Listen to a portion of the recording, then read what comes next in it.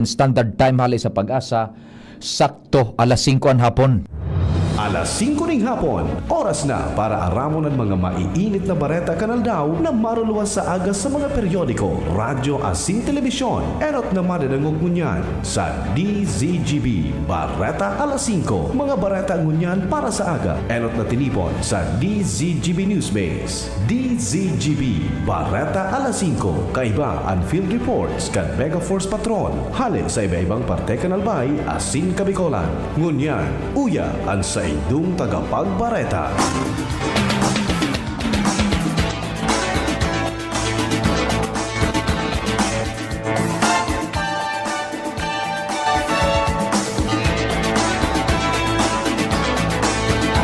Maray na hapon sa pangaran po kang Newsbase asin kan Mega Force Patrol.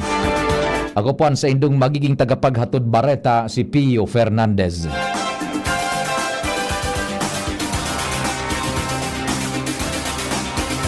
Enot sa detalyas kan bareta sa lado nasyonal, pinirmahan na bilang ley ni Presidente Ferdinand Marcos Jr. ang value-added tax o VAT o dagdag na ley para sa digital services. Sa kusog kan Akta Republika numerado 120-23, bubuwisan na ang mga digital services arog kan Netflix, Google, asin marketplace online arog kan pigigibo sa mga tradisyonal na negosyo. Sa irarom kan lay piglalauman na makakakolekta ang gobyerno ng 7.225 bilyones de pesos sa taon 2025 mantang posibleng umabot man ini sa 21 bilyones de pesos sa kod 26.27 bilyones de pesos ang makakolekta sa mga masunod na taon sa kod taon 2029. Sigun kay Presidente Marcos, dakulan maitatabang kang creative talents para mabuhay ang industriya, arog kan mga nasa industriya kan musika, pelikula asin sa digital space.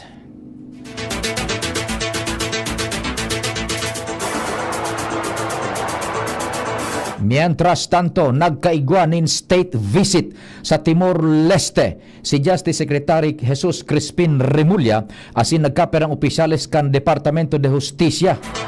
Sa tahaw ini kan padagos na pagkapindiente kan pag-turnover kay dating Congressman Arnolfo Teves Jr.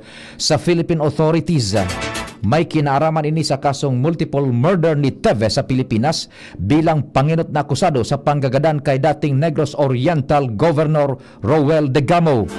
Napaghururunan kan mga opisyal kan duang nasyones ang manungod sa critical na diplomatic asin security issues. Ipinaabot man ni Remulla ang manungod sa pagban kan Pilipinas sa operasyon kan Philippine Offshore Gaming Operators o POGO. Ipinaliwanag kan sekretaryo kay sa presidente kan Timor-Leste ang epekto sa domestic affairs kan POGO kaya dapat na maging maingat sa pag-akseptar kan POGO.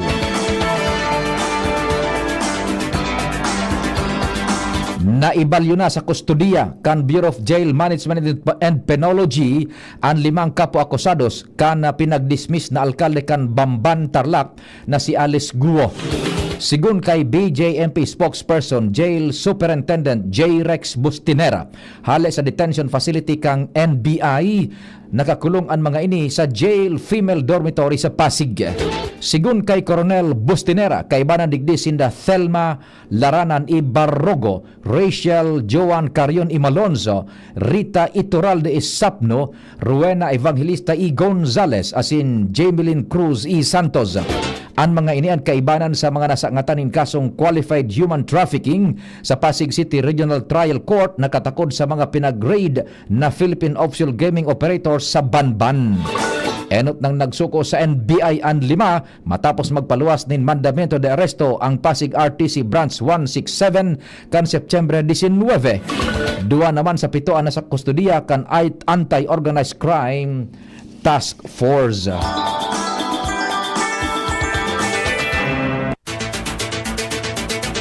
Mientras tanto, may pigsusundan ng lead ang Philippine National Police sa pigigibog kaining paglapag kay dating presidential spokesperson Abogado Harry Roque.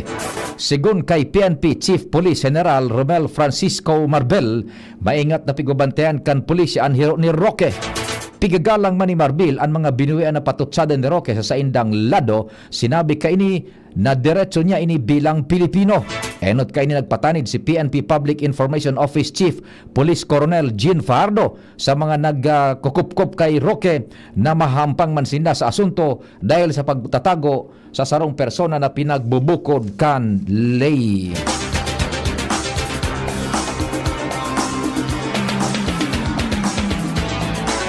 Mahigpit ang orden ni PNP Chief Police General Romel Francisco Marbil sa sobra sa 200,000 na tauhang kaini na maging apolitical sa maabot na halalan 2025. Ginibukan PNP Chief ang pahayag kasabay kan pagpuon kan filing kan sertifiko di kandidatura para sa mga makandidato niya na eleksyon. Tinauan doon ni Marbil na dapat na masiguro na magiging malinig, matrangkilo asin ligtas ang bilog na durasyon kan eleksyon na daining nagagadan dahil sa iriwal politika. Kaya naman pinagkukonsiderar kan PNP atab na pagpautob ning gun ban asinan maigot na kampanya kontra sa loose firearms. Dagdag pa kan hepe kan police, templated na ang latag kan sa indang seguridad. Gusto nindang gamito ng adal na ang mga nangyari kan nakalis na eleksyon tanganing day na mautro ang mga mararaot na insidente. Kinontra kan University of Santo Tomas Faculty of Civil Law ang pahayag kan ina kan hazing victim na si Horacio Athio Castillo na dapat manimbag ang universidad sa pagkakagadan kan nating law freshman. Sigun kay abogado Nilo Divina, dekano kan UST Faculty of Civil Law, ipigpapautob kan universidad ang polisiya na may katuyuhan na proteheran ang gabos ng mga estudyantes ninda. Sa ibong kaini, may nagkaperang estudyantes na mas piniling dai magsunod digdi. Pigrespeto man ni Divina ang pahayag ni Carmina Castillo, alagad bako siya uyon digdi. Mientras na sa giraray na nagpaabot din pakikidumamay asin pangaji si Divina sa pamilya Castillo. Padagos man sa idang esforsos para dai naman mautro ang siring na insidente. Nagadan si Castillo kan 2017 dahil sa mga injury na nako sa hazing sa mga membros kan Aegis Juris Fraternity. 10 sa mga ini ang pinagsentensyahan ning reclusion perpetua dahil sa pagbalgar kan anti-hazing law. Ultimong bareta sa lado nasyonal, opisyal ng pinagkomisyon kan Philippine Navy ang Olympic double gold medalist na si Carlos Yulo bilang reservist kaini. Sa ginibong commissioning kaswapan sa Jose Andrada Naval Base sa Manila, itinaok kay Yulo ang ranggo bilang Petty Officer First Class. Sa iyang mensahe, sinabi ni Yulo na dahil kay ni piglalauman sa iyang buhay na marisignar bilang sarong Naval Reservist. Sinabi naman ni Navy Flag Officer in Command Toribio Adasi Jr. na tiwala siyang magkakaibanan si Kaloy sa mga individual na nag-opresirkan sa idang sadiri para sa Pilipinas. Bareta sa ibang nasyon, naghanda na ang duwang maglalaban sa pagka-vice presidente sa Estados Unidos de America sa saindang debate. Parehong nasa New York, sinda Democrat Tim Walz asin Republican J.D. Vance para sa primerong pag-ampangan ninda. Sinabi ni Minnesota Governor Tim Walz na handa niyang akuon anuman na komento sa iyang madadangog. Nagkapera sa mga personalidad naman na magkakaibanan ni Vance sinda Senior Trump Campaign Advisor Jason Miller, Donald Trump Jr., Arkansas Senator Tom Cotton, Alabama Senator Katie Britt, House Republican Conference Chair Elise Stefanik, Florida Representative Byron Donalds asin CEO kan Kantor Fitzgerald Howard Lutnick. Sa ladukan sports, siniguro kan Philippine Amateur Basketball Association na magkakaigwaning makukusog na parakawat ang nasyon dahil sa napili ining maging host kan 14th East Asia Basketball Cup. Gigibon ang nasabing torneo pon sa Oktubre 29 sagkod Nobyembre 4 sa Clark, Pampanga. Sigun kay Philippine Amateur Basketball Association President Chito Loizaga, nasarong kakaibang pagkakataon sa nasyon na mag-host kan event dahil ultimo ining naging host kan 1995 o nasa 30 taon ang nakakalihis. Nagkapira sa magkakalaban ninda ang Thailand, Indonesia, Singapore, Malaysia, Cambodia, Hong Kong, India, Sri Lanka, Pakistan, Iran asin Iraq. Ang duwang grupo na may dakol na panggana ang magkakasabay sa Asian Championships. Sa pangarang ka nagsururat kan informasyon sa Panginot ni News Director Mardela. Angel Mustaza, Compadre Nal Baldo sa Technical Control. Sa IT si Jerome Nico Martinez. Ako po si Pio Fernandez. Salamat, Diyos marhay na hapon. Ang baretang ini hatod sa Indokan. Ginebra San Miguel, lamang ang may tapang sa One Ginebra Nation.